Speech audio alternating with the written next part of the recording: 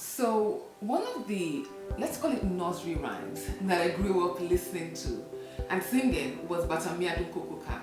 It's a Yoruba song that talks about the rewards for resilience and hard work, and it motivated me through primary school, secondary school, I'm not even going to lie, my early university days too.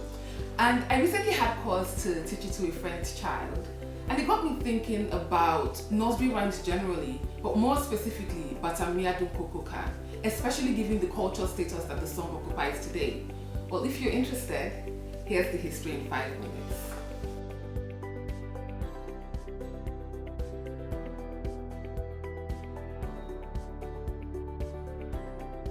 So, as feel-goody as nursery rhymes are, it is hard to imagine that they are sometimes laden with a deeply unpleasant past.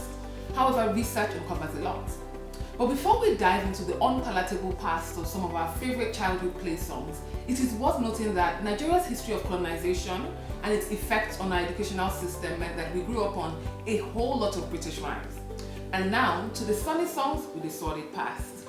So most scholars are settled that Baba Black Sheep, that fun song, is not just about generous cattle intent on keeping the community warm. History suggests that the rhyme might be about the Great Custom, a tax on wool that was introduced in England in 1275. Scholars suggest that the last line, "and none for the little boy who cries down the lane," refers to shepherd boys who were impoverished by the tax regime. Also, we have probably all danced in a circle to Ring-a-ring-a-roses, but what we probably don't know is the popular theory that roots this rhyme in the Great Plague that happened in England in 1665. The plague was characterized by a rosy rash and violent sneezing and coughing fits that led to an eventual falling down, by which I mean death. It is reported that people often carried poisons of herbs for protection against the plague, and when we think about the words of the rhyme, this theory seems very probable. Now, while these British rhymes carry the burden of an ugly past, indigenous Nigerian rhymes seem to be on the other end of the seesaw, by which I mean that they typically evolved from cautionary tales told to socialize children into being good members of society. And this is where Bata comes in.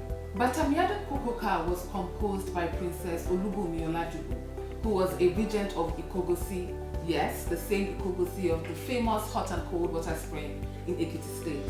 Princess Olajubu sang cautionary and instructive songs encouraging good citizenship and community membership. Bata was the latter part of the song Ekodara Pupo, meaning education is good, from Olajubu's 1987 album Save Nigeria Today. Bata captures the promises and good reward that should come from hard work, especially academic hard work. Kokoka in the song is an onomatopoeia that refers to the sound that well-heeled shoes make against the floor. The point being that a hard-working child will eventually be successful enough to wear well-heeled shoes.